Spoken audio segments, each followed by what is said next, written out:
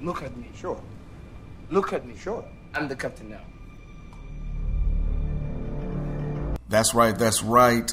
Kyle isn't here. And trust me, if he could have been here, he would have been, because he had the Warriors winning in 6. You are listening to Dead in Sports. My name is Ken. And on the show, filling in for Kyle this week will be Q, the 6th man. And we have the usual with Brandon and Ralph. But yeah, if Kyle could have been here, he would have been, because he had the Warriors winning along with Brandon. And he would have loved to have bragged about how he got that right. For those of you that didn't listen to the show, I had the Cavs in 6. Ralph had the Cavs, and so did Q. They had the Cavs winning as well. So on this week's episode, we're going to talk about the finals. We're going to talk about LeBron's legacy, of course. We're going to talk about who has next. We're going to talk about ways that the Cavs could possibly improve their roster to, compete. And we're going to talk about whether or not the Warriors are the greatest team of all time. And we're going to also kind of discuss a little bit about get into the mythology of MJ as well. So, yeah, man, I'm not going to hold you guys up any longer. So let's go ahead and get into the show. I think, man, it's unfortunate. Like, I'm torn, man, with the way the finals went with this team. I sat there and I was going to turn the game off. I didn't even want to watch it, man. It was just making me sick. Oh damn! It was just weak to me, dog. Like, I just thought the whole thing was just. It was like, you're supposed to do this, and I'm sitting there watching KD just score, and it was. I think the one saving grace was it really was all KD. Like, we saw Curry became a shell of himself again. And he wanted no parts of it. And then finally he started to kind of get going. He had 34 points, Ken. Only missed 4 shots all game, but I'll digress. In the first couple of when the Cavs put the pressure on them, Curry wanted no part of it. He had no fight in him. Yeah, he had one no bad fight game. in him. Huh? One bad game out of 5. One bad game out of 5. You be too rough on cats, Ken. Like you like come on, man. Like let's be honest. KD was the driving factor as to why Golden State was so dominant in the playoffs. Absolutely, and it's whack. And Steph is he's the starter. He's their engine, man. Like KD, he became a role player. He has the same type of poise and calm. Get the fuck out of here, Ken. Be quiet like 2 seconds, man. What the hell are you talking about? KD is the calm in that storm. And then what Steph is for that squad, he's the hell. It's like, damn, man, it was bad enough. Oh, now we gonna get the hell. That's what Steph does for that team. He pushes that team. He's the one that controls the tempo. You know what you're gonna get from KD, sometimes Clay, and then when Steph it's just more on top of everything else. Like, look, Steph physically is not dominant. Physically. Doesn't mean that he's not a dominant basketball player, which is the reason why I always say little guys need medium to large size guys on their squad to win chips. That's what we see. Right. Little guys like CP, you're not going to win no chip by yourself. Kyrie, you're not going to win no chip. These point guard is not going to win no chip. They need a small forward, power forward, or center on the squad that is also as dominant, or if not better of a player. And that's what we've seen. When Steph starts going with KD, who's going to truly beat that? As a dynamic duo, I think the only team or the only squad that can do that is Cleveland. Their dynamic duo can match Golden State's dynamic duo, and we saw that. The difference is everybody else, right? Because Tristan and K-Love, they cancel out Draymond. The difference in the squad is Clay. How many times have we seen a game or a series where LeBron James is averaging or getting triple doubles and he doesn't look like the best player on the court? How many times does that happen? It doesn't matter who he plays against. Kawhi Leonard, that people say he's the best player in the league. Paul George, which is one of the top small forwards in the league, Gordon Hayward, another top smoker. LeBron makes all those guys look like little boys. But KD though, come on, KD washed them out. But KD has always done that to him, Ralph. You know this, and we all know this. KD and LeBron has always went toe to toe, and statistically have put up great numbers. It has always kind of come down to the others, Wade, Bosh, whatever else he had on that Heat team.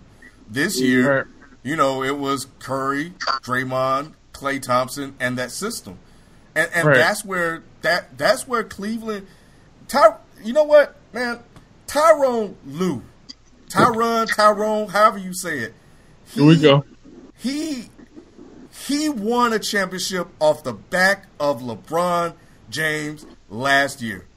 He had a chance to show that he can coach, and what do we get? We got a 23-23 team in the second half that was undisciplined, that played no defense, who we all know that Lue is supposed to be a defensive coach. That wasn't proven. And this strategy he had in the in the finals, and I understood, but it just wasn't working. They get out on a fast break, and you just gonna foul them? Like, come on! Like, he got out-coached, outclassed, out everything. Nah, Ken, you're way off. Yes, he did. I was saying they should have fired Tyrone Lue. Check my tweets. I said it during the regular season. That's cool. I don't care what you said when you said it. When you wrong, you wrong. First off, I'm not wrong. Okay, Lue gotta go. That's your opinion. I'll stick to mine. When you look at the Cleveland roster, outside of LeBron James, who is an elite defender? I'll wait. It doesn't matter. No, answer the question, Ken. Who's an elite defender on Golden State? They got like two. KD, Draymond, Klay. KD. And they have a rim protector. I'm not going to say that JaVale McGee is an elite player or elite defender, because obviously once they start putting them in pick and roll, Steve Kerr didn't put they are committed to playing defense, Ralph. That's the difference. Curry played defense. KD's a rim protector, dude. Exactly. Like, and KD is an elite wing defender, is he not? Is the Matrix, man. They were committed to playing defense. Their defensive principles and strategies were on point. And I understand that. Golden State's been playing defense since the last 5-6 years, since Mark Jackson instilled that in them. So I give them that.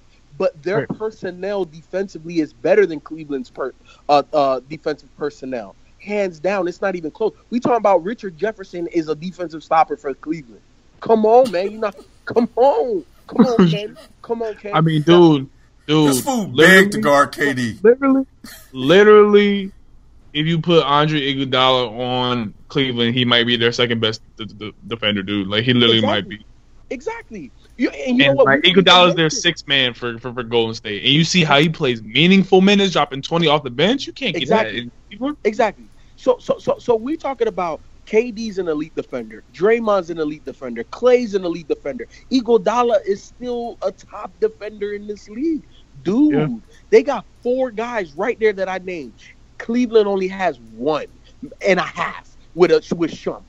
Half. What about Tristan? What about JR? Hey, Tristan. Hey, look, man. Look, he talking about he wanted to give Chloe 5, baby. Yo, they need to trade him. Get him up out of there. Tristan. Yo, they gotta get him up out of there, boy. Please. But look, with Cleveland, I think Ty Lue, I think he could have made some more personnel adjustments. We said it on this program here that Derek Williams needed more minutes, at least to see what he can bring to this series. Lue didn't make that adjustment. That's cool. Fine. They let I understand rolling with your guy. They let Patrick McCall play on Golden State, but Derek Williams couldn't crack the rotation. That's what I'm saying. Patrick McCall out of UNLV is a rookie, and he played meaningful minutes. 2 back-to-back baskets to widen the margin. I think it was an 8-point game. He made it a 12-point game. 2 back-to-back. Yeah, man. I also think that I think that is extremely difficult to create a system that works, right? You were talking about being outcoached and this, that, and the third. Okay, Ken, I give you that. But name me a great coach that LeBron has had ever in his career. I'll wait on that too, because I know you don't have an answer. I don't. I understand that. Exactly. He He's hasn't had the benefit of playing with the Popovich or Phil Jackson. Exactly. And he now hasn't had his Hall of Fame coach. He's made all of his coaches. Okay, Hall of Fame. Like a coach hasn't taught him anything. He's made every guy. So when you made the comment that, Ty Lue rolled LeBron's back, you're damn right. Every damn one of his coaches has rolled LeBron's back to whatever type of win percentage or playoff win percentage or whatever. But Lue got a lot of credit, Ralph. Lue's not getting I'm not giving Lue the credit. I'm giving all of the credit to LeBron. But what I'm saying is that Lue, as a manager, has done a good job.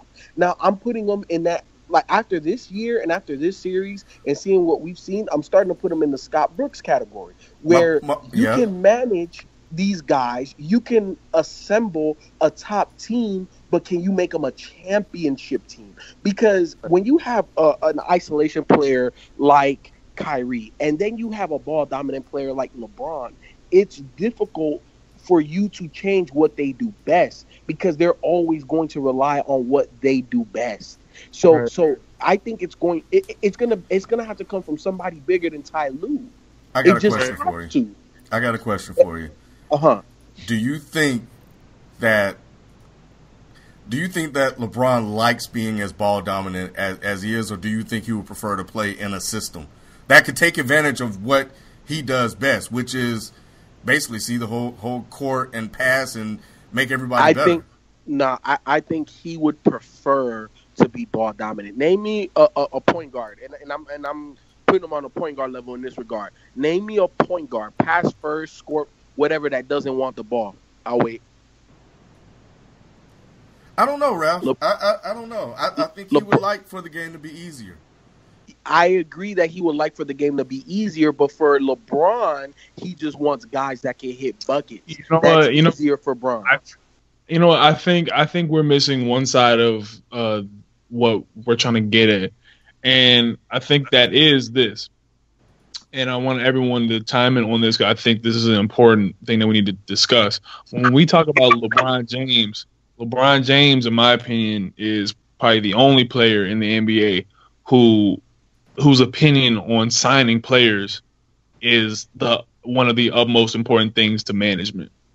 And people call LeBron GM, people call LeBron, the manager and all that stuff, and he'll say, "Oh yeah, go give me JR and Shump," and that'll happen. They'll say, "Oh, we need more help," and they'll sign Darren Williams. They'll try to sign Bogut. They'll try out Larry Sanders. Because LeBron, his word, is very much a respectable thing, and you should respect LeBron's word because he knows what he needs to win a championship.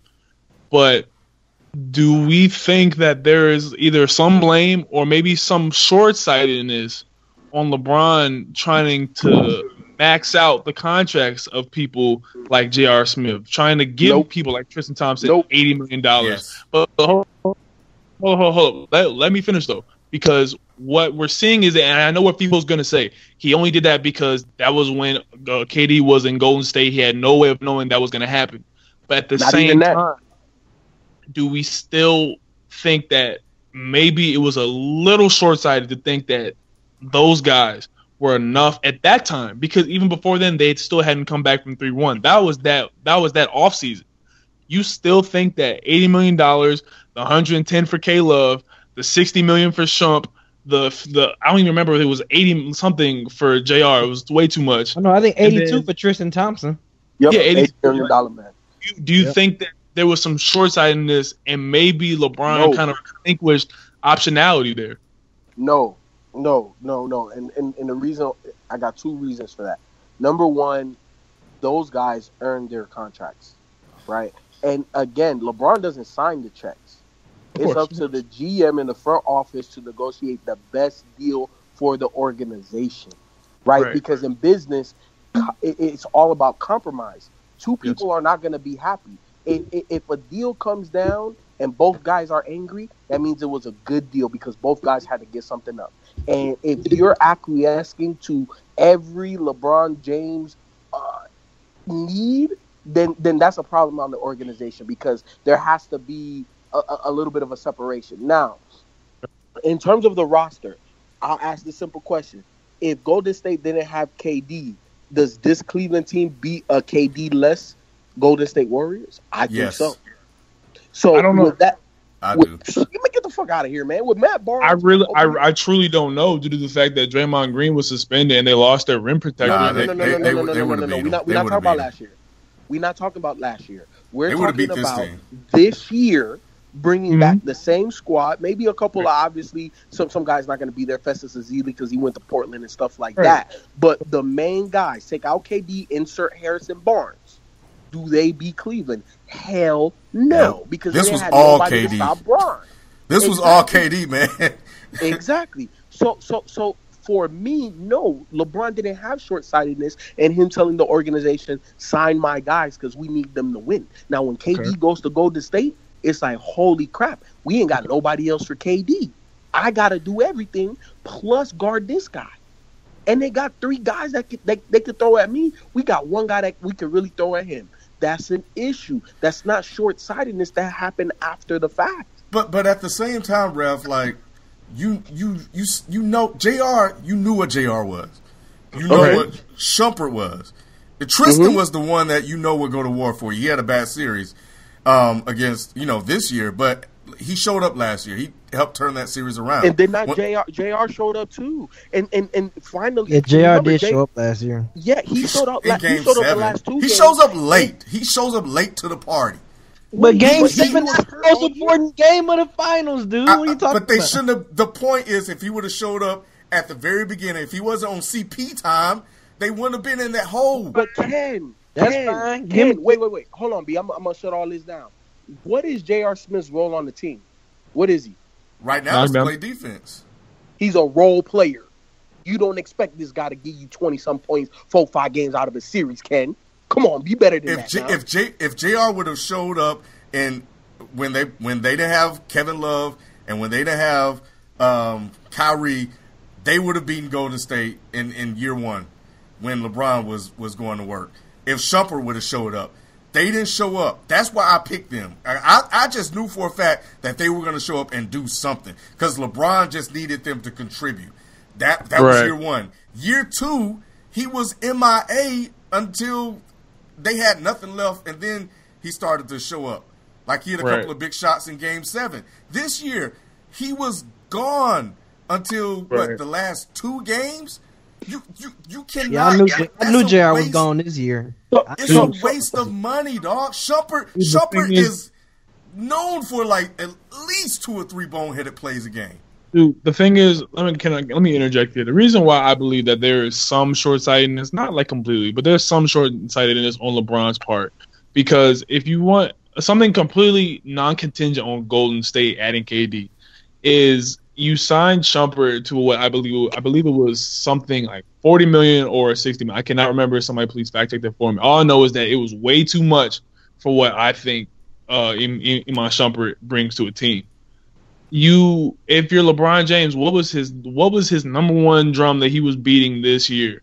I need a backup point guard. I need a backup point guard. You let Matthew Dellavedova go to Milwaukee. I'm not saying Matthew Dellavedova is, this amazing backup point guard. All I know is that there was a narrative going around that Matthew Dellavedova gave Steph Curry problems in the finals in 2015.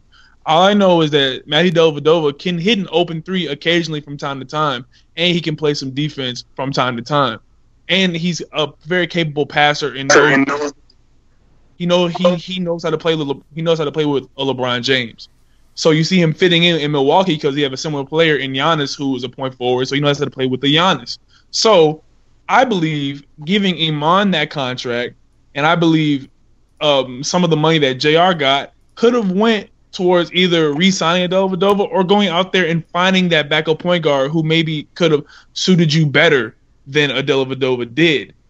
I do believe that there is some short-sightedness on LeBron's part because we just talked about OKC being short-sighted and not going over the luxury tax. Now the Cleveland Cavaliers have gone over the $132 million luxury tax by a mile, and they are trying to talk about how we need to add more pieces. The only thing that I see that they can add later on this offseason, aside from trading Kevin Love for Paul George, which I don't see that happening, the only thing that they could probably add is a marginal player like a Thabo Sefolosha for $5 million. And that's not getting you over the hump against the Warriors. And I'll let somebody interject now. There's other guys. A Rudy Gay. I think he helps move that needle. I think he will be their version of Iguodala. You think Rudy? All right. Let's stop you there. Do you think you truly believe that Rudy Gay is taking that contract with Cleveland? A mid-level to compete for championships? Yes. At this point, they don't have the money to do that. They have the mid-level exception. You really think that they're going? You He's think not Rudy a Gay? difference maker, dog.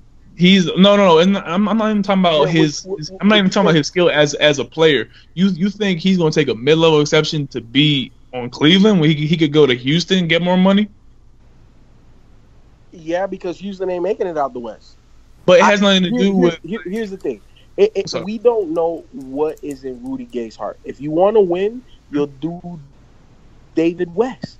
I'll take the minimum, right? But we don't know what's important to Rudy Gay. If winning is important to Rudy Gay, he'll take the mid-level exception for a contending team. That's just what it is. If he's about his money, then he's gonna go get money. There's a whole bunch of teams that got money. Philly got money. Denver got money. There's teams that got money that can just go sign people. So at the end of the day, we don't know what's in his heart. But Ken, to your point, do you not think he's an Iguodala type of guy? Like, can you win a championship as Iguodala is your best player? But what if he's your 5th, 6th, 7th best player? Yeah, that helps move the needle. That's another body you could throw on KD. That's another guy that can handle the rock, dribble, pass, shoot, get a rebound, and push it. That's what Golden State. See, look, whenever there's a new benchmark in the league, you have to try to beat that benchmark. Golden State's benchmark is extremely high. You know why? Because it's not just about experience with these guys. When you look at previous championship teams, they're typically older. They have an average age of over 30 years of age. Look at Golden State's roster and tell me what their average age is. I'll wait, but I already know it. So they're in their 20s. All their guys are in their 20s. This is not common for NBA. So you got to try to beat these guys. It's extremely difficult. Now, in hindsight, it's always 2020, and I'm pretty sure that we recorded this as well. For me, I wouldn't have traded for K-Love. I would have signed K-Love in the offseason. Imagine if they would have had Wiggins. That's the thing that Golden State has been able to do. Draft guys, develop them, then sign a free agent or two to help push your guys over the top. That's how you build. That's the reason why there's a draft. If you look at all of LeBron's teams, he has never played with an up-and-coming young player. He's always either had super established guys. The youngest up-and-coming player that he's played with is Kyrie. But imagine if he would have had a Wiggins and still would have been able to have K-Love right now, and Tristan, and Kyrie. We're talking about something completely different. But what Cleveland, where they're not going to be able to dig themselves out of this hole, is the fact that they cannot get young talent. That's always at a premium. Let me ask you this. Before. Because what I have in front of me right here is just the projections for the mid-level exception coming into 2018. They're projecting it's going to be $5.2 million. And that's not enough to sign a guy like a Joe Ingles or a Luke Mbamute or a CJ Miles. I highly doubt Rudy Gay is going to say, all right, I'll take that. And plus, the money doesn't work out either. But to your young talent point, I posed this question on Twitter. I didn't get a lot of feedback. I didn't get much feedback on this. If you're the Cavaliers, and I'm gonna ask the same question for Golden State next. If you're the Cavaliers, do you trade Kevin Love because apparently Sacramento is shopping the 5th and 10th pick? If you're the Cavaliers, do you trade Kevin Love for 5 and 10? Either take those two players and hopefully that they can give you some NBA ready minutes now, or do you flip those 5 and 10 for a guy like a Paul George, or do you flip that for another star that is enticed by like a GM that's enticed by 5 and 10 because Sacramento wants to move up to do something special, but if they have a star waiting for them like a Kevin Love, I don't know if the Kings are smart enough to turn that down. I think that the number 5th pick, Cleveland could get somebody that is going to step in right away and contribute. That number 10 pick is where if I'm Cleveland, I'm not happy about that. And then the thing is, how long is that number 5 pick going to take to even reach a Kevin Love status? That's not going to be enough. They still need another guy in addition to that draft pick.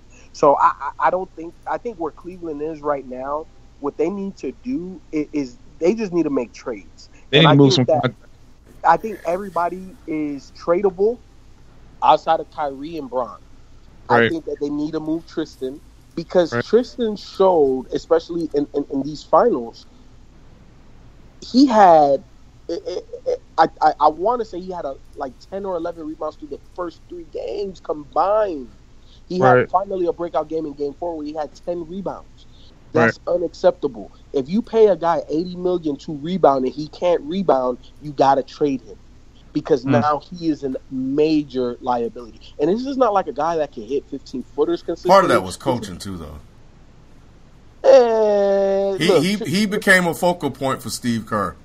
Steve Kerr even said it. Yeah, he did because Tristan is a big reason as to why. Look, the whole time during the finals, what did I say that kept it just jumped off the page? Second chance points and rebounding. Golden State is not supposed to out rebound or second chance point score. That's coaching too, also. Positional, like to be in position to out rebound Tristan Thompson if you're Draymond, because Draymond has to worry about K-Love, but Draymond was sagging off K-Love a little bit to be able to go and rebound, and Iguodala and the wings were coming in to rebound also on gang rebounding. That's also some coaching there too, but like obviously we're more in talking about what can Cleveland do to compete next year. I mean, you have. Richard Jefferson got to go. Shumpert, J.R. Smith, Tristan Thompson. Just dump the whole bench. Just dump the whole bench. Everybody, B. Keep Derek Williams. You can get him for nothing. And Corver. Keep Corver. There's no need to keep Derek Williams. Keep Corver. No, not Derek, the young buck. Oh, okay. Yeah, I think that there could be. I think there could be a move with Tristan going to Phoenix and trying to bring back Tyson Chandler and Eric Bledsoe.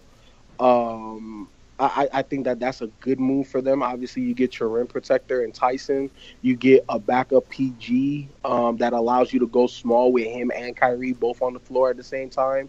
And Eric Bledsoe is no chump on defense. When healthy, obviously, that's his biggest concern. I think that you also got to look at trading K-Love as well. If that returns you a Carmelo and or a Paul George, then you got to make that move because the way that Golden State is built, they don't play inside out, they play outside in, right?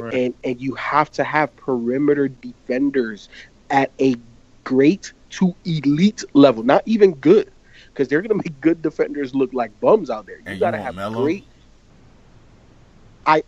No, not for that aspect. Because I would give love for Melo. You would give love for Melo? I don't know. I would have to actually sit down and look at that and really think about how. But here's something else to think about, right? Like, realistically, you can get the top 5 defenders and you still can't stop Golden State because great offense is always going to beat great defense. So to beat Golden State, you got to get timely stops, but you also have to score. Carmelo gives them that scoring, right? So I don't know if it's that bad of a move. Yeah, he can't play defense like that, but at the end of the day, he could go get 30. 30 is easy for that guy. I just like Paul George better. I do too. I'm not saying I don't. Paul George thing pop up anyway. This is news to me. Dude, this literally came out of nowhere, and I just don't know. They've been talking about 2 weeks. I don't know why people this is gonna happen because the money doesn't make sense. The motivation. The money don't make sense. So the motivation for Indiana makes no sense unless you're dangling something really enticing in front of them. And I don't think they're jumping, to lick their chops for Kevin Love. I don't see that. And plus, Paul George is a free agent in 2018. What's he going to do? What, just win a ring and then bounce to LA? Like I don't. It doesn't. The narrative doesn't make sense, and the money's just not there, and the trades are just not there. They're saying that the Warriors can win the next 2 or 3. Right. Is there anybody out there that can stop them? Nope. I don't know. I truly don't know because I think Utah is really on the come up. And I think Utah is probably the team right now that's presently constructed. If they can re-sign Gordon Hayward, which I don't know, that's very much in doubt. I don't know. He going to Boston. It's very much in doubt. I think he goes to Miami, just from my personal opinion. But if they can re-sign him, perhaps, because I like Gobert. He's getting better every year. I love Rodney Hood's game. I think he's probably the most underrated pick from that draft. Gordon Hayward's a star. You have guys like George Hill, but they have to re-sign him, you know what I'm saying, and the money doesn't work. So it's weird. Now, if you take a CP, put him on the Spurs, I think you can challenge Golden State, take him to 6, on a maybe 7 if Kawhi's game has another level to it, maybe 7. But, like, at the end of the day, I don't think there's anybody that's like, oh, yeah, this is a move that can clearly put them ahead of Golden State. In my opinion, Zach Randolph is, like, right there. Like, those are the type of guys that, like, he's very slow, but that rebounding is still there off the bench, and they need some help. Just like they need that grit guy, in my opinion. And Cleveland they thought they had one in Tristan Thompson, but I don't think he was a real grit guy. I think Zach Randolph. Canadian. I truly think Zach Randolph is about that life. Obviously, we've seen it. You know, his career over through and through. He's proved it. So I think that Zach Randolph is a guy who definitely could go to Cleveland and give them some help off the bench, just as big. But it's those wings, man. It's those wings. But we obviously talked about Paul George earlier. Let's just say this: they have to subtract Kevin Love. That's his situation. If they want to add Paul George, it has to happen because that's the only. Gotta go. Kevin Love has to go. He gotta go, man. So let me ask you guys this: who needs to go more, K Love or Tristan? Tristan. Okay, we on the same page. We on the same page. Who can you afford? Hell yeah, Tristan going. More? Tristan got to go. Or to lose more, Tristan. Wait, say that again. I said, who can you afford to lose more? I believe the answer is Tristan. Who needs to go more? I like that. Like, that's a tough question because it's like Kevin Love can space the floor, and it's like the thing is though is that if you can't do that, which we've seen, he's had that game 5 showed what we need from him. 6 threes. We need that from him. Like, you need to be doing that every game. He had his moments. Yeah, and he gets to the finals, and it's just like, where are you at? But then he has that one game like, oh, there he is. That's what he's supposed to be here. But if he showed, then why are you even on the team, dude? But here's he showed more of a fight this finals than he has in the last final because he didn't get a chance to play in the first one. But I like the attitude he showed, like his confidence was up. But let's be real, like he got coached off the court a couple of times, and Lou couldn't even play Tristan Thompson. At least he could play Kevin Love because at times Kevin Love just checked himself because when he settled down and actually got into his move and score and got into a good post position, he scored.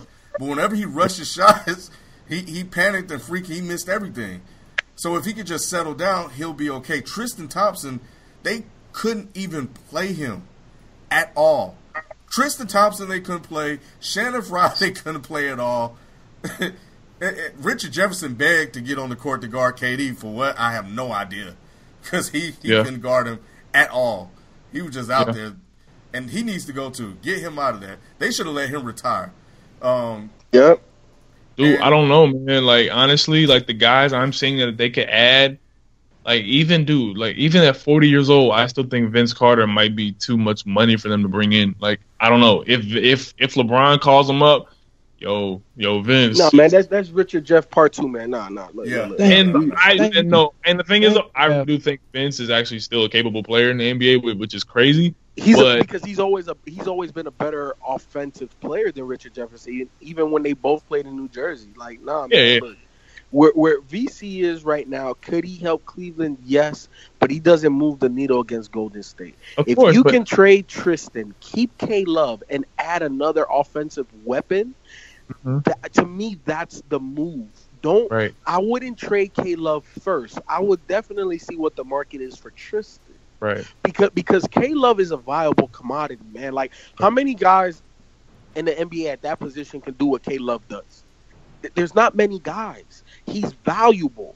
Yeah. Maybe not that much to Cleveland based off of their matchup with the Warriors, but that's another weapon that you would want out there. Somebody else that Steve Kerr has to be like, hey, we can't leave him. It gives you a matchup advantage if you know how to use it right, Lou.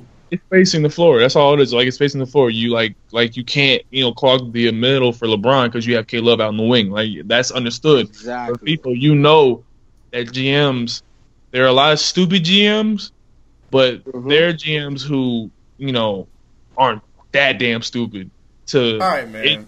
In the East, there's not one GM, not even the Sixers are doing it. I don't care because the Cavaliers don't have first round picks to trade, so there's not a soul in the East that is going to help Cleveland acquire a Paul George for a Tristan Thompson. Wait, hold on, Q. I'm not saying trade because you're 100%. I don't care if I had Tristan as a GM or if I had Paul George. Somebody calls me trading one for the other. I'm like, hell no, you crazy as hell. No, I'm not talking about making that move. Again, let me go back to the Phoenix move. If you trade Tristan, are able to bring back Tyson Chandler, so you just replace what you gave up, and you bring back an Eric Bledsoe, you can play a lineup of Bledsoe, Kyrie, Braun, and K Love out there if need be, right? And if you sign a Rudy Gay to the mid-level, to me, that's more of a viable lineup against what Golden State has to offer versus what they had this year. That's number one. Number two is it helps out Phoenix because in this draft, I think they need to take a point guard so they can move Eric Bledsoe now, right?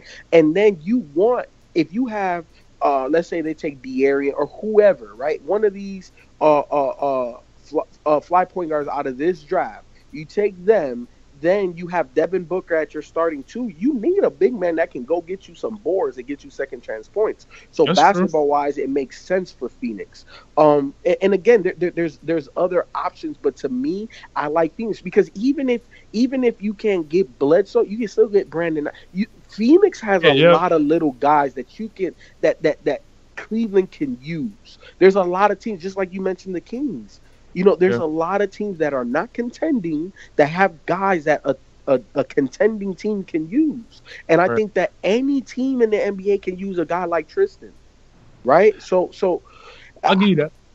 So to me, that's the reason why he's the first guy that's on the trading block. Now, if I have to throw in the love, I gotta get a Paul George in return. There's no way that I'm giving up K-Love and not getting an all-star, a bona fide guaranteed all-star. There's just no way. I have to get that guy if I'm giving up K-Love.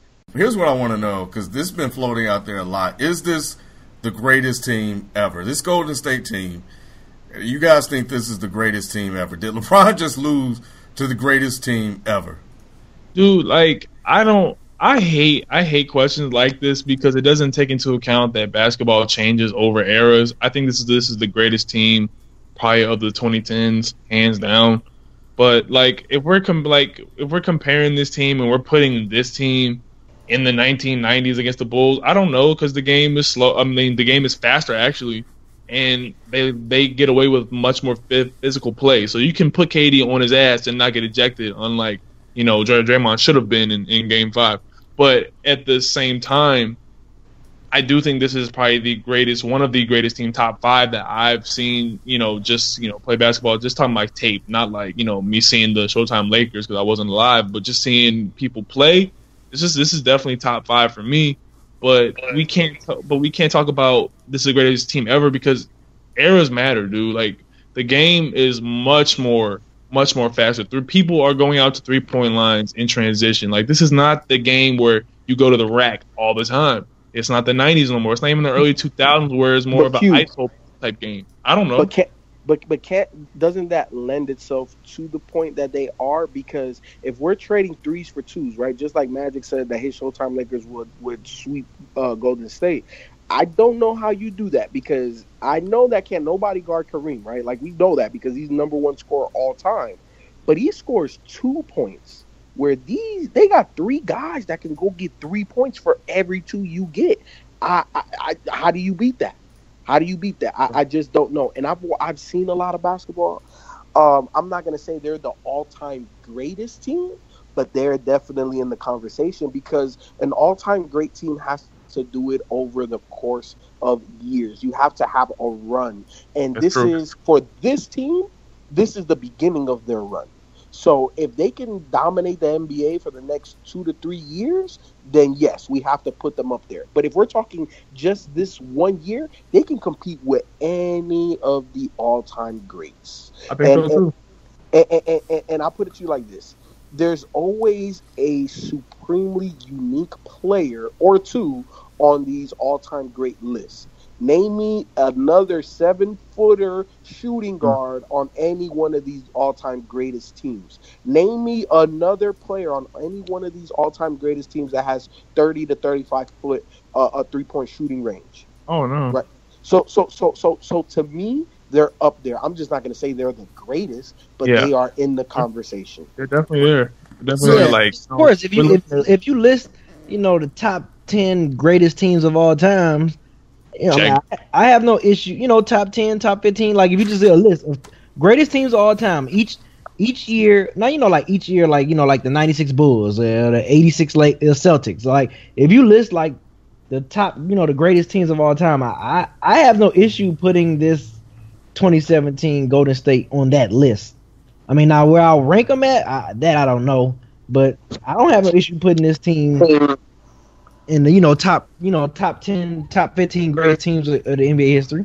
It's not just a run, but it's kind of like a culmination, right? Like the '96 Bulls, it was a whole bunch of years before that '96 Bulls, and then there was a couple of years after that '96 Bulls team for them to show why that one particular team was one of the greatest teams. So to me, like I was saying previously, this starts Golden State's run. What if next year these boys? I'm not saying that it's gonna happen or whatever, but what if they go some ridiculousness like 80-2? What if they do something like that? And we're talking about this year was a great team. Shit, they go 80-2. That's man. The thing is though, is that this was the thing about this, y'all. And I want to respond to Ken's point is think about this. This is KD's first year in this system, and about all intensive purposes, from when I play basketball, the first time I'm playing with a new team, that's the year I'm trying to get comfortable with them. And this is KD's first year, and I never played in the NBA. I never will. But I know that there are just certain things about basketball that remain true for whatever level you're on. And I know that KD is going to be way more comfortable with this team next year than he even was this year. So the potential to be even better next year is very much possible. It's very much possible. And plus, to FIFO's point, in my opinion, the only stretch four I can name of any era outside of the 2010s is a Kukoc.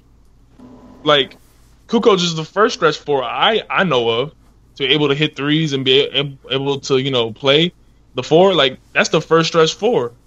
And you're telling me that this Golden State team wouldn't wash a lot of these teams? They probably would, because they have shooters, they have guys who are versatile. You have guys you can put on any type of player, and they can switch off. Iguodala can go from guarding twos all the way to guarding ones and threes. You have Draymond, he can guard 2 through 4. You know what I'm saying? They have versatility. Man, I remember watching that 72-10 Bulls team, and I just remember every game I would watch, I would be like, man, I don't think anybody could beat this team. Yeah, and I had that same feeling watching this team late in the year. And I'm like, because last year, I'm like, yeah, I think, somebody could get them. This year, I'm like, with the addition of KD, I'm like, I don't see how you beat them. Yeah. I just didn't see a way you can beat them. Same thing kind of, until that Heat team, got hurt. I was like, man, how you going to beat these guys? That's how I felt at times watching this. And I think when we think about LeBron, we knew that, for the most part, we knew what the outcome was going to be. We just, felt like LeBron was Superman, and that if there's anybody that could do it, it could have been him. I know this. We need somebody to do something so this whack-ass Golden State team can get out of the picture. We tired of seeing them ruin basketball the way they are. Punk-ass KD. Punk-ass KD gonna go to a team that beat him, that he had down 3-1. Nah, man, I'm happy for that dude, man. He needed one because you don't want to go out like Melo. He was gonna be Melo real quick. So Melo's the punching bag now. Hey, man, like we got some people on the. Hey, we got some niggas. We got some niggas on the clock, B. Like we got some dudes on the clock, man. That's all I'm saying, man. We got to line them up because we have some great superstars that haven't gotten a ring, man. This being one of the greatest teams. This being one of those teams on 2K that you pick to play with. How does this impact LeBron's, like, he's 3-5, and I still think he's great. And I can make an argument for a GOAT. I can do that another day. But is it a stain on your career if you lose to one of the greatest teams of all time? No. Are you penalized for that? Oh, no. Same way I didn't penalize Kobe for getting his ass beat by the Celtics. Like, it happens. Like, you lose to... And by the Pistons. And it happens, dude. However, the Pistons one, I'm looking at him a little more side-eye because he still had Shaq. But anyway. But, yeah, man, you face those teams, man, that just, like, are insurmountable sometimes, dude. Like, when I'm, like, going back to Kobe. I remember when Kobe lost. I believe it was in 5 games. And the last game, they got blown out. Like, it was, like, ridiculous. And I remember when Kobe started crying on the sideline, and I was like, damn, what is he supposed to do? And I remember when Lakers fans were crying and fanning their outrage of, how are we supposed to beat this? This is unfair. This is a super team. We can't beat this team. And they were right. It's a super team. How are you supposed to beat that? And the thing is, though, is that Laker fans will still say Kobe's top 5, top 3, you know what I'm saying? I'm saying the same thing for LeBron here, dude. LeBron is 33 years old, going on 34. Man got 3 children. You know what I'm saying? He's grown as hell. And his players around him just were not better than Golden State's players. They added, like, they went from being the Splash Brothers. They are now the weapons of splash destruction. That's it. Justice League, dog. That is it. They are the weapons of splash destruction. Like, they added an atomic bomb and KD to an already a nuclear situation where Steph Curry can go nuclear anytime. Klay Thompson can go nuclear anytime. Now you have KD, who is an atom bomb. That's ridiculous, dude. Like you can't beat that. And you got Draymond, who's probably the most versatile defender aside from Kawhi Leonard in the NBA. And he had a terrible finals. Yeah, and like he was really bad from 3 this year. I don't know what was going on with his offense. But dude, you have a 6th man of the year in Andre Iguodala and a Finals MVP in Andre Iguodala. You have a unanimous MVP in Steph Curry and another MVP in Steph Curry. You have an MVP in Kevin Durant. You have a possible Defensive Player of the Year candidate this year in Draymond Green. You have probably, aside from Kawhi Leonard, the 2nd best perimeter defender in the NBA in Klay Thompson. You have Coach of the Year in Steve Kerr. You have Jerry West, one of the greatest basketball minds on this planet to ever grace this planet. You even have guys on your personnel like Steve Nash who are just consultants. You have literally like everyone to be successful. What are you supposed to do? You're so like the fact that LeBron got 1 game. I look at that in the same vein of AI when he beat Kobe and Shaq. That's an accomplishment. And they was undefeated. They were clearly overmatched. Everybody knew that Philly had no shot against Lakers. Clearly, and that's the same situation here, dude. You still have that one play. I remember when Stephen A. was on radio in Philly, and like my uncles were arguing because he was just talking about how, oh yeah, AI is gonna get you 1, but it's over in 5, and everyone in the city was mad as hell. And he was right. It was over in 5, but AI is going to get you 1. The same way I believe LeBron could get you 2. I picked the Cavs in 6. I was obviously wrong, but I thought LeBron could at least get you 2. But that just shows you how great KD, Steph, Clay, and Draymond, that coaching, that organization, they're ahead of the curve, man. They're just ahead of the curve, and there's no smudge for LeBron to answer your question. No smudge at all, dude. Still top 3 all time. And LeBron played good enough to get you 2. Yeah.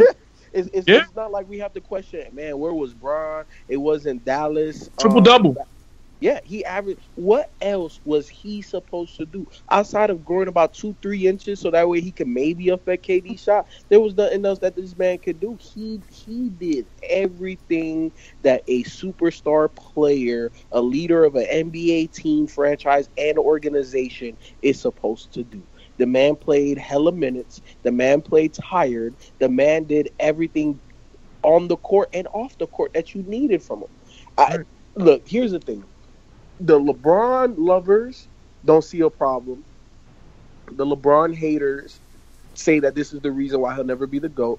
And then objectionable people, like the majority of us here on this show, will say, look, you have to take everything in context. LeBron did his thing. Yes, it's another L, but if he's losing to one of the greatest teams, which I definitely know that this Golden State Warriors is one of the best teams to ever be assembled, it just is what it is. Look, man, look. If you want to smear his name because he done lost 5 finals, it is what it is. That's cool. He been to 7 straight, about to go to 8. It's just as simple as that. He is one of the only players that you can put on the same mantle as Michael Jordan, even with the 5 finals losses. And that's just a testament to what LeBron James is and has always been.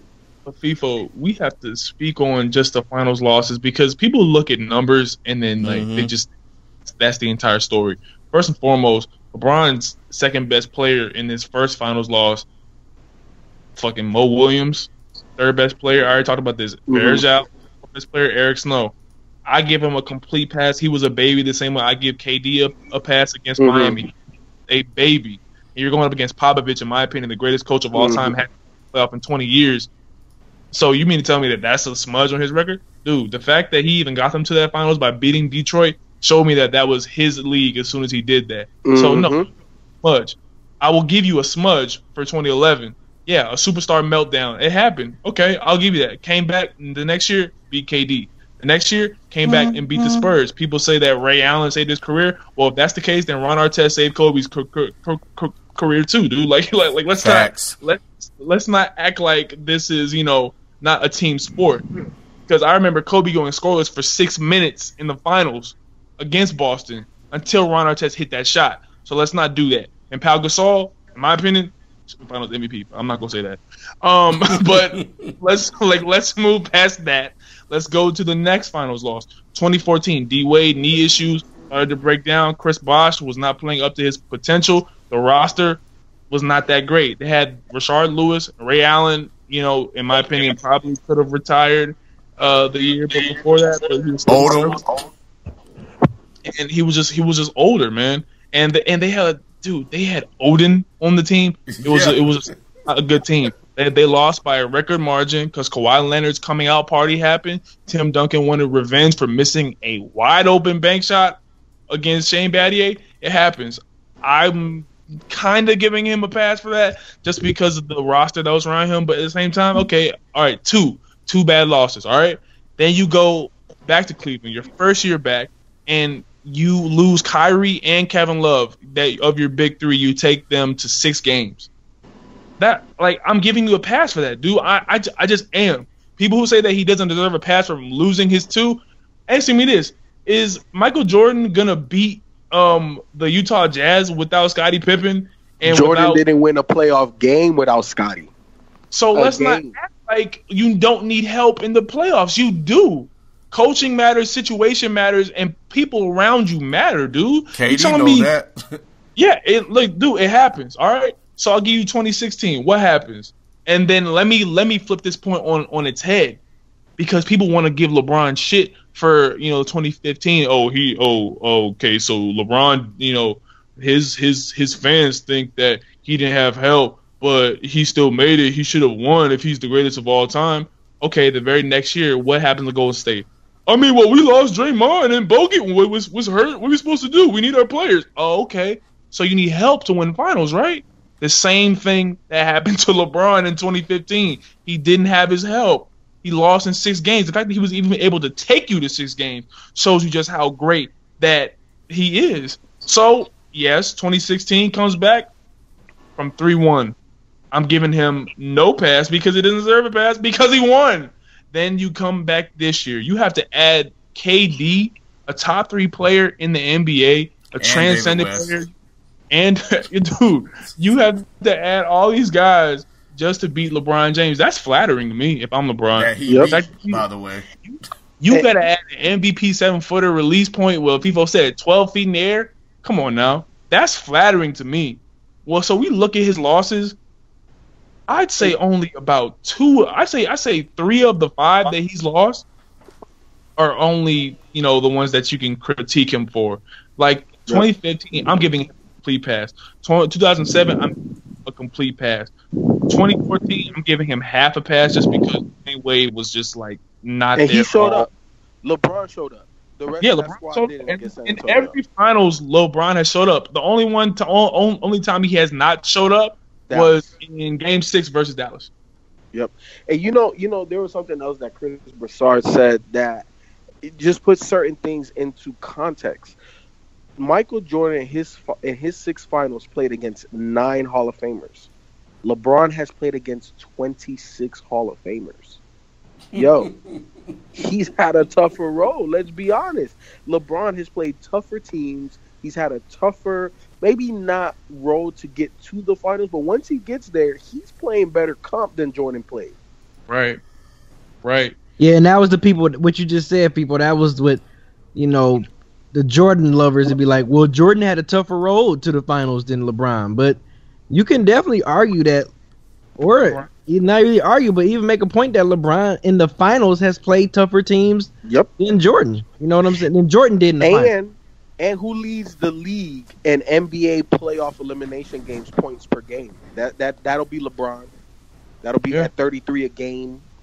So it's not like he whimpers and cries, himself to sleep when it's a game 6 or a game 7 or an elimination game. LeBron comes to play. How many times have we really seen LeBron be like, "Damn, man, he just let us down. Like he didn't show up." It happens, but not when it's all on the line. And that's when you're supposed to get paid. That's when your career is made. When it's on the line, we ain't got nothing to lose. Are you gonna come out here and be a punk, or you gonna be a GOAT? And hey, LeBron Ralph, has shown. What's gonna happen is that when he's done playing, and people reflect back on his career, that this run that he's going through, when his legacy is put in context, right? Mm-hmm. The 7 straight finals, taking 2 teams to 4 final appearances. People will at that moment talk about how great he is. Right now, they want to kill him and do this, that, and another because he's actually living in the moment. But when it's all said and done, and we're not seeing anybody else do that, then people will be like, man, you know what? He may not have won them all. He may not have a winning record. But to be able to get to the finals and stay healthy and to carry the team, and to go, I think people are going to look at it differently, but not right now. Right. People who never played basketball don't understand how hard it is. First off, just win a game of basketball for 4 quarters. And then on top of that, if you were even so blessed to have made it to college, you don't even realize how hard it is to win in college. But the fact that LeBron was able to go straight from high school and be the best player on his team the very first year he got in the league to being able to sustain a level of competition and a level of dominance in his career, he's never been below top 3 small forwards in the NBA. He's never been there. Never. It's like as soon as he got into the NBA, he was a top 3 small forward. They were like it was Vince, and then you might be able to get maybe one other guy ahead of him. But LeBron was always top 3 in my opinion. You see those stats from the first year, he was making people better. And, of course, he had to add things to his game like every other player do. Exactly. But it got better. His J got better. You get better. Like, people don't understand, man.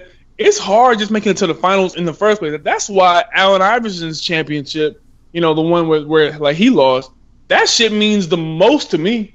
Just seeing him go out there and battle against Shaq and Kobe and getting one game. Give him they only lost by himself. He pretty much beat Lakers by himself. And people forget the battle that it took him 7 games against Ray Allen, who was putting up 27 a game.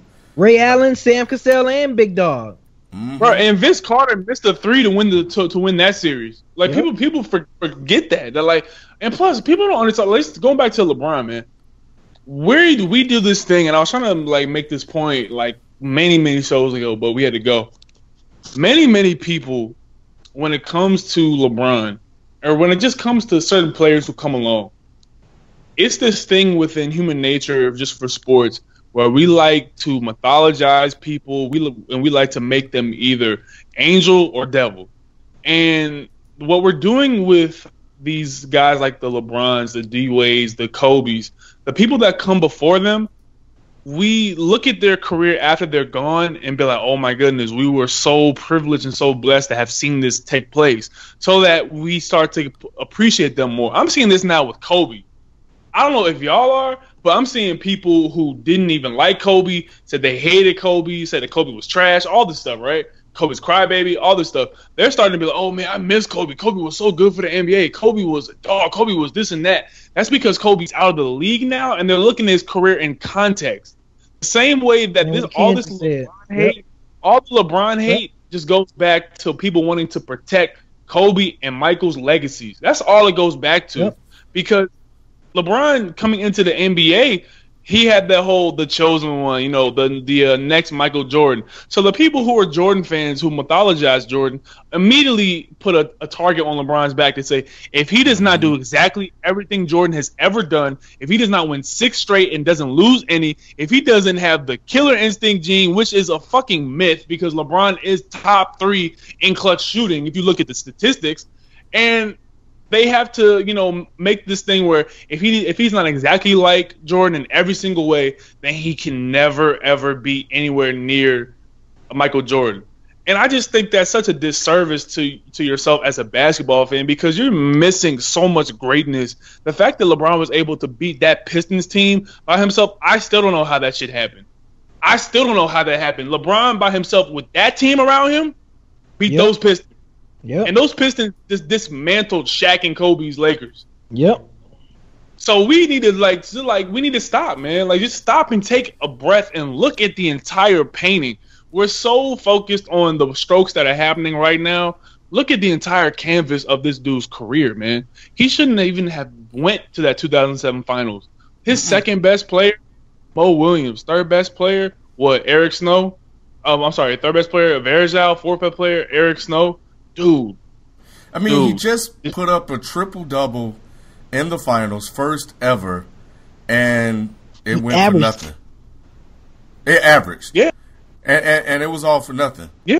LeBron is so great in terms of what he's able to do on the court and in terms of people talking about him, people wanting to hate on him, that we're still overlooking what KD did in the finals.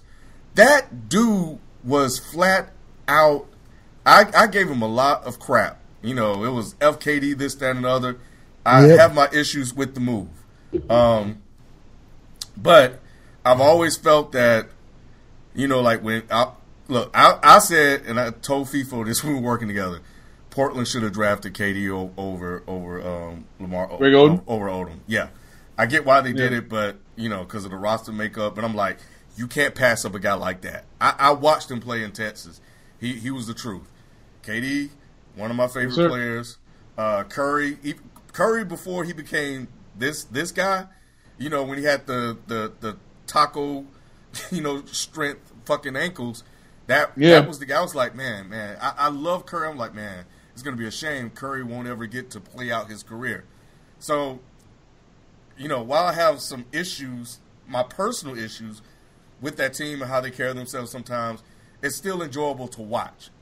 Now, watching KD put on the show he did, like, dude, everything he threw up was going in.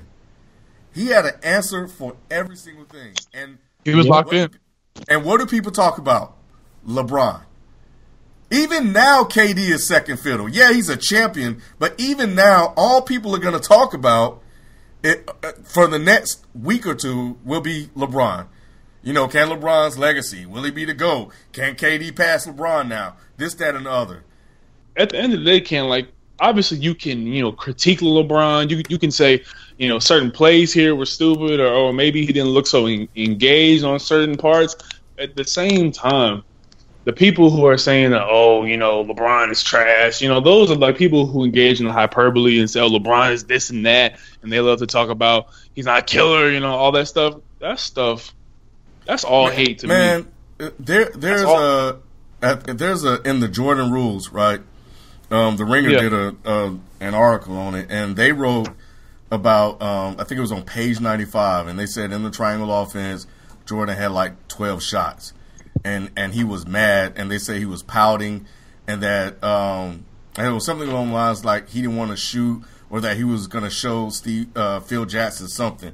Like, people don't have those stories about him because the media was different. Like, going back to what you were saying, every single thing about LeBron has been critiqued down to, the damn shoes he's wearing. And I'm clearly, exaggerating, but it's like watching this guy come in as the chosen one, and immediately, like you said, oh, you got to be Jordan, because they wanted to protect Jordan. Oh, you're not Kobe.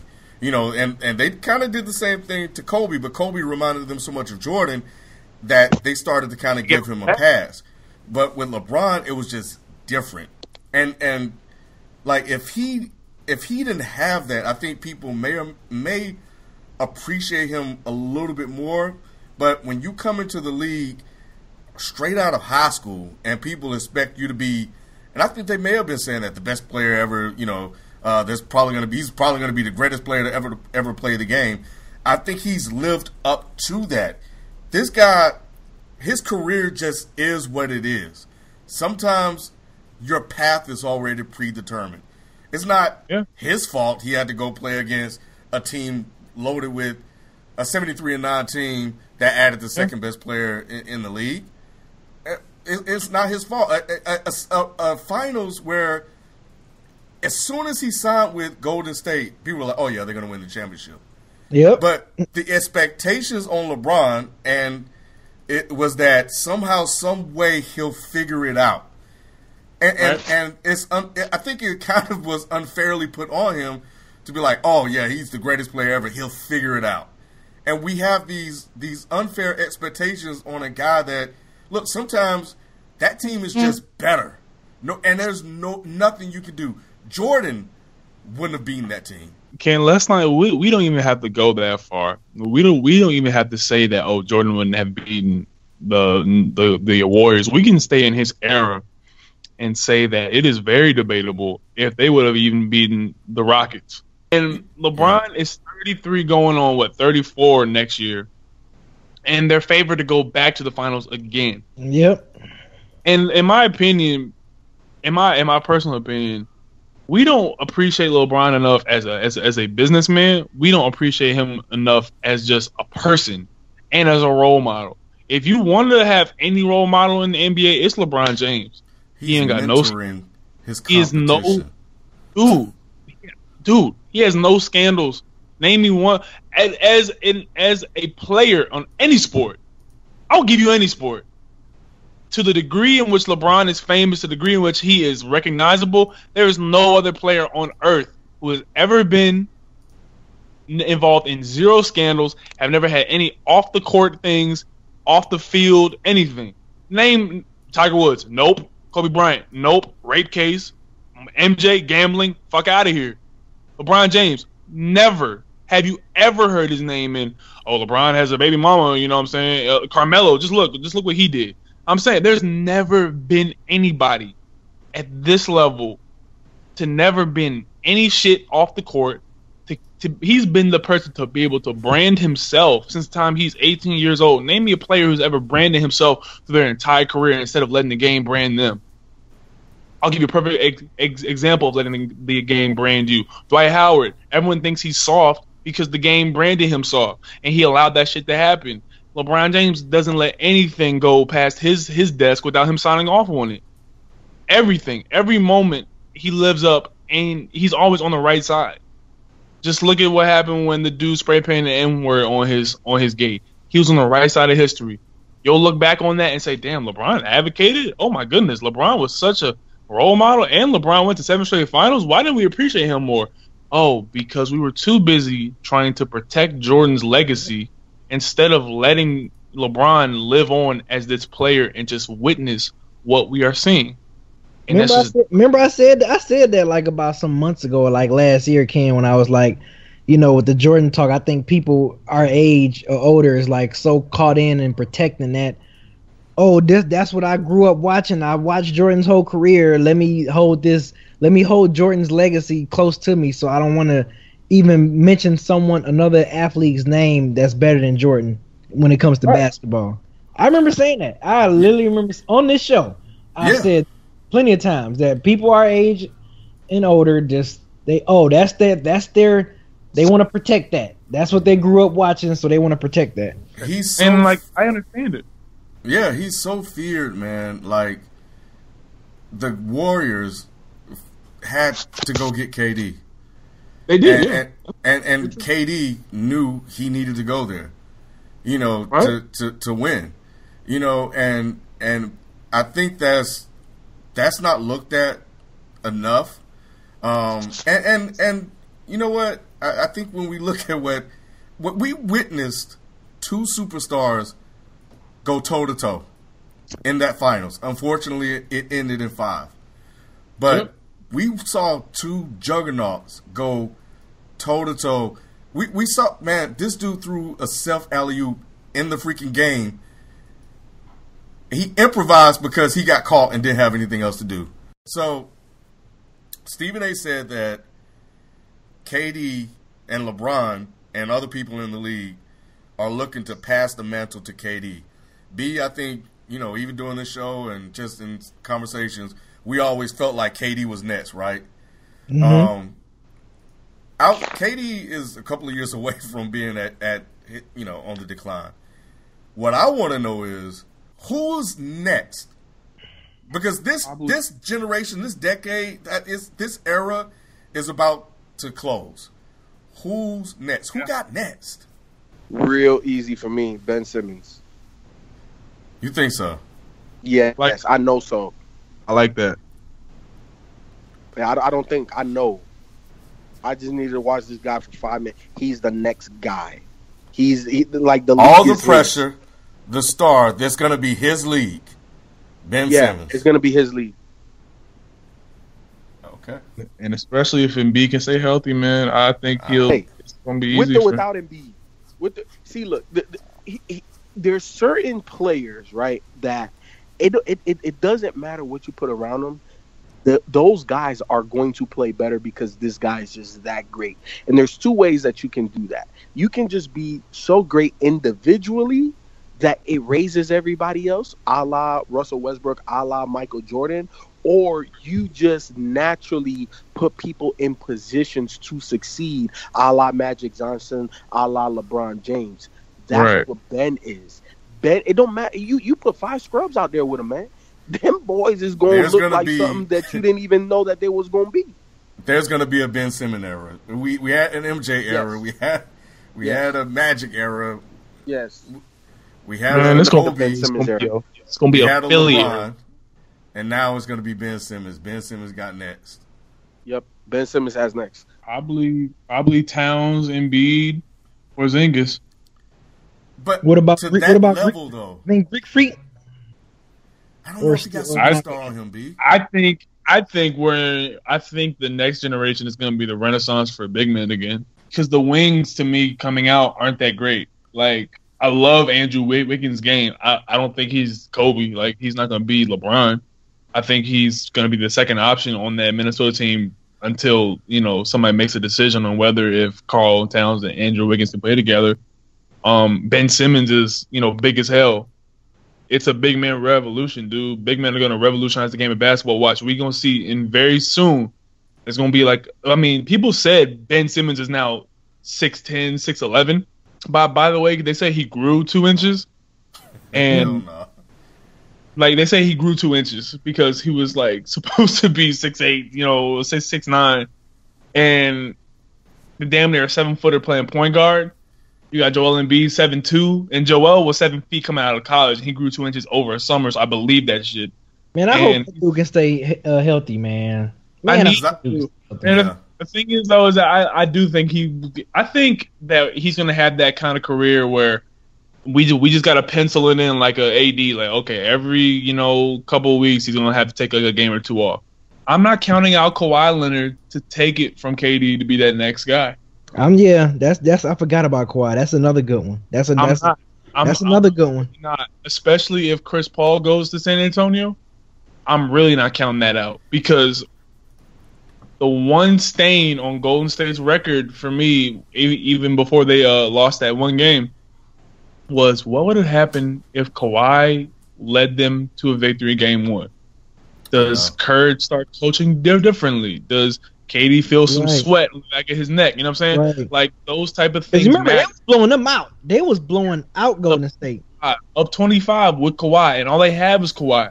So the thing is, to me, if you add a Chris Paul to that situation, and Chris Paul can't stand Curry's ass. You know that. Chris Paul hates Curry. Chris Paul looks at Steph Curry like the fucking kid in high school who, dad put him on the team because his dad's the coach, and Chris Paul's like, nigga, I was nicer than you. What the fuck you think you are? That's what Chris Paul looks at Steph Curry like, the new prima donna who ain't really about that life. Yeah, I think Embiid has not only the game, but I think the personality. Because the NBA... That's why I hope he stay healthy, man. Damn, I hope he don't be like an injury-prone guy. Kawhi is Tim Duncan. He's going to be that guy that's probably going to win 4 or 5 that people won't like, to see him play because they're going to be so boring. Paul George, before he got hurt, I think he was on his way to being like the next guy they're going to sell. But I think the NBA... Westbrook is there, but he has a lot of maturity in terms of his game, and I think he needs the right coach in order to kind of reel him in a little bit. He's obviously a star. James Harden is a star within himself, but these guys are established. They've been in the league, but who's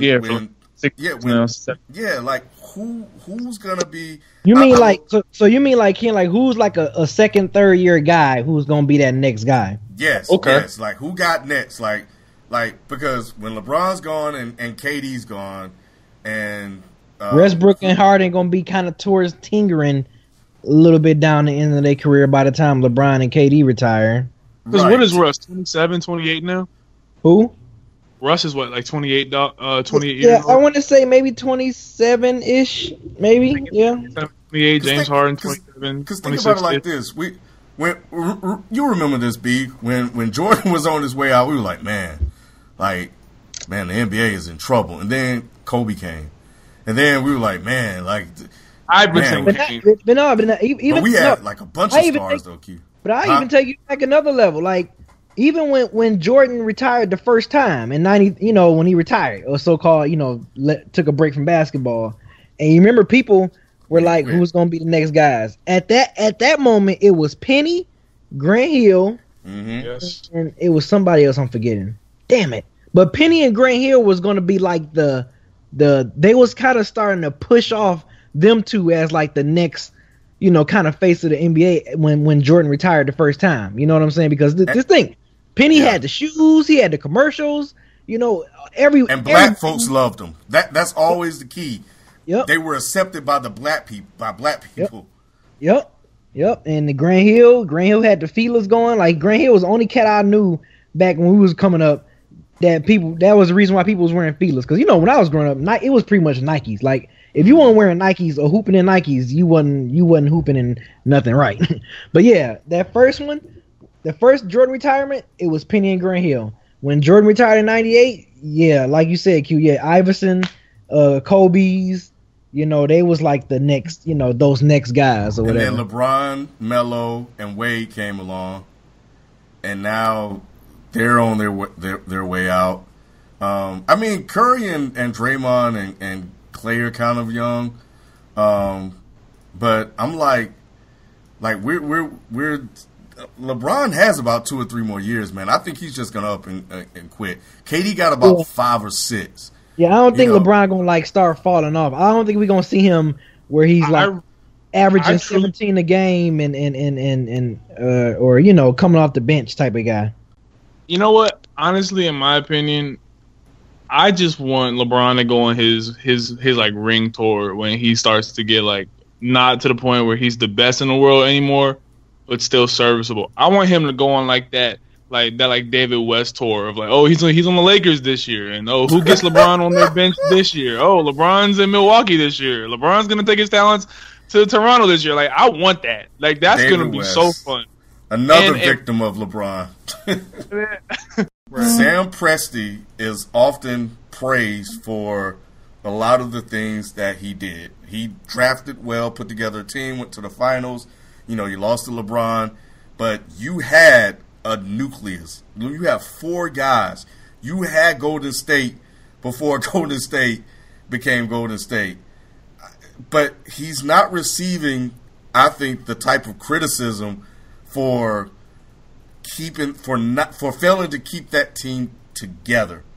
Because Joe Lacob and all those guys, they're going to do whatever it takes to win and keep those guys together. In Cleveland, through LeBron, Griffin and whatever the guy's name is. Westbrook is 28, just so you know. Okay.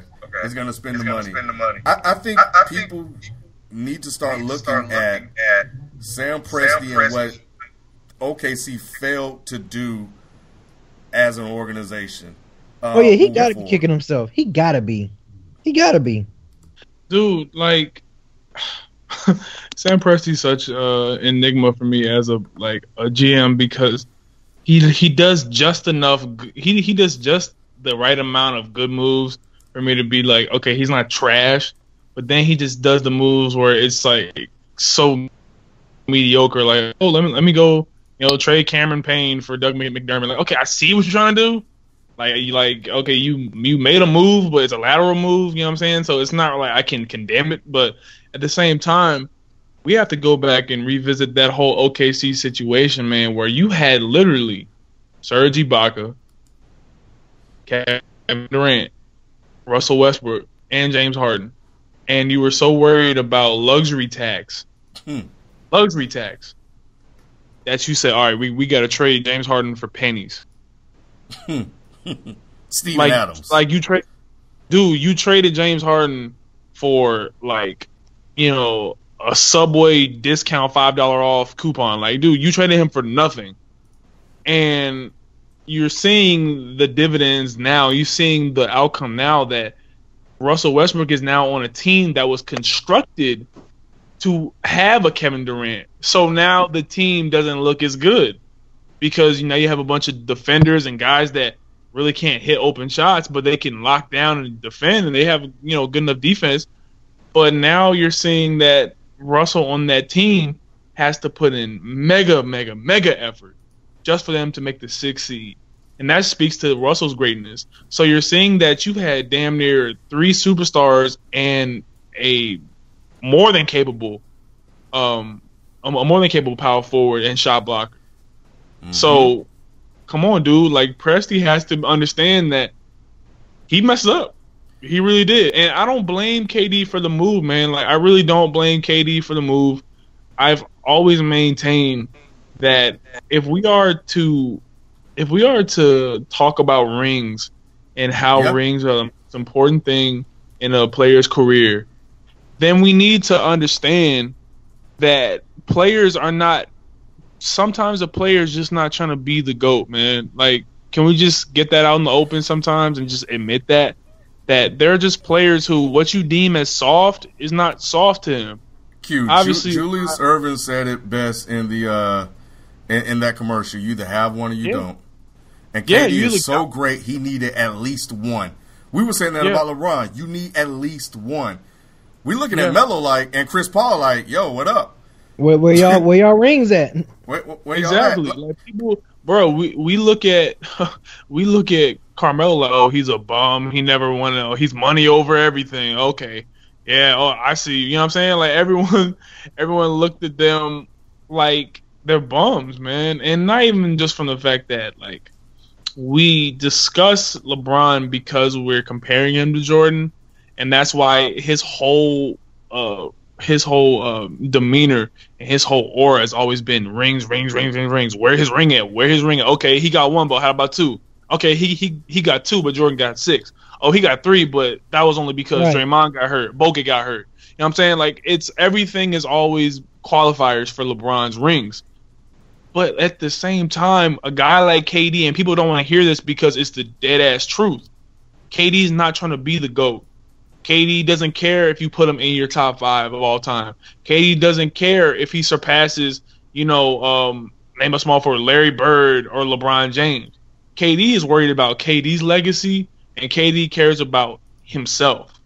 He does not give a care in the world if you think that Kevin Durant is not a top 3 small forward. And you'd be stupid to think he's not going to end up being a top 3 small forward statistically and just eye test wise. But at the same time, his acumen in this championship run was very, very blatant in the fact that he affected the game in only way that he could. The way he shoots the ball, it's 9 feet in the air. That's something that you can't teach, and that was his team. Higher than that. His release point is at 12 feet. That's ridiculous. Like that's ridiculous. Like how do you guard that? You don't. You really don't. He only can miss. You can't guard it. He can just miss, and that's it. I'll say this. I think what Sam Presti didn't do, I think OKC could have at least had 2 by now. And I think that stop blaming Presti. Blame Clay Bennett. That organization will go down as that move, those moves, Clay Bennett, Sam Presti, whoever, will go down as one of the colossal failures in NBA history to let that much talent just go out into the league like that. Yeah, I really do think we'll look back on it and be like, damn, James Harden, Serge Ibaka. Starting it here first on Dead End Sports. Man, look, we've approached a lot of topics here that started here, and then eventually everybody catch on. We're starting here. Sam Presti or Clay Bennett, whoever you want to blame, OKC failed. It was a failure. It was a colossal failure. And they need to receive criticism for it. People always put Jordan on this such high pedestal, but it's like, nigga, it was great. It was other great like you could put Magic in that conversation too, man. Magic was a winner. Magic the teams he lost to in the finals was hell. You can list them as probably one of the top 10 greatest NBA teams of all time, the teams that he lost to. Yeah. The only thing is, I think the reason why we mythologize Jordan so much is just the fact that he was probably one, just in my opinion, a more complete player than Magic, because that defensive side of the ball was never Magic's strength, and Michael, he put in that work for both sides of the ball, and once he got Scotty, and once he got Phil, he kind of unlocked that code that Magic had to making everyone around him better. So you already have, probably a more complete player, a better player in Jordan. And then you add the thing that made Magic within Jordan. Obviously not the passing, because that's not there, but just the intangible to make those around you better. I think that's why people put Jordan on that pedestal. And plus, everyone looks at the 6 for 6 as like, the most holy accomplishment, which it is, because I do think that there was probably more competition in the 90s than the 80s, but at the same time, we can't take away from Magic going to 9, man, and winning with 5. That's and it's kind of crazy. That's a lot of work, man. Like, bro, like people don't understand. People don't understand. People don't understand, dude. That like when you play basketball or when you play a sport, it's a dedication to that shit. Dedication. Thank you. People really think that these guys just don't do shit, but go to practice. than just play ball. No, my nigga, like you have to fucking train. You have to put in those hours, those unseen hours. Like those unseen hours, bro. These guys are not good for no reason. Like they wasn't born just, oh, you can play basketball. Like, no, these dudes put in work. It's work. It's mentally and physically draining. For you to be playing basketball damn near every day from November to possibly June, that's freaking wear and tearing on your body, man, and physically draining. I don't care what nobody say. Dude, like that shit. Like in my opinion, the NBA has the shortest off season, hands down. Because when you think about that shit, dude, you already got basketball never stops. Because every 4 years, you got the Olympics. Then you gotta worry about like the qualifying leagues. Then you gotta worry about just that as soon as you're like done with your vacation, because most players take a 1 to 2 week vacation, and then you back in training camp starts. Training camp starts. Summer league for the fucking college players starts in fucking July or something. Yep. Like now, basketball never stops. It is a all year round thing. So these guys, fans think that these dudes just are born with this shit and they just jumpers and they're born with this passing G. No, you have to put in work, dude. Every fucking year you put in work just to be able to keep up with the competition, because there's somebody who's below you that's trying to get ahead of you. Get ahead of you. That's why, and people always throw out like you were just saying, Michael Jordan, the 6-0, and I was telling Ken, I was even telling my dad this, like, for LeBron James to go to 7 straight NBA Finals, it's impressive. I don't care what his record is, but like for you to be mentally and physically draining playing basketball that many times, including a couple of USA trips too, Olympic trips, and you still going to the finals, man, that's draining, man. That's freaking draining. Final question, because I know we're running late here, but final question: how many more years does LeBron have left in dominating the East? 3 to 4. I say 3 to 4. 3 to 4. Yep. 3 to 5 because Kyrie's only 24. That's what I thought. That's why I was going. It all depends on Kyrie. If Kyrie can take that next level in his game, which I think he still has another level or two to go. Because he's not I believe in his prime. He's 3 years away from the prime.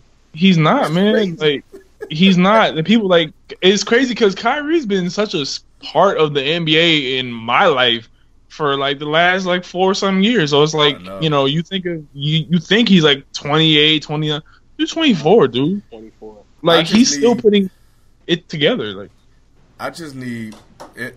He could go 5 if he get in the post, man. I need him to go into the post. I think he can play up to 5. That's year 6 through 10. He posts more. I think it's like jumpers.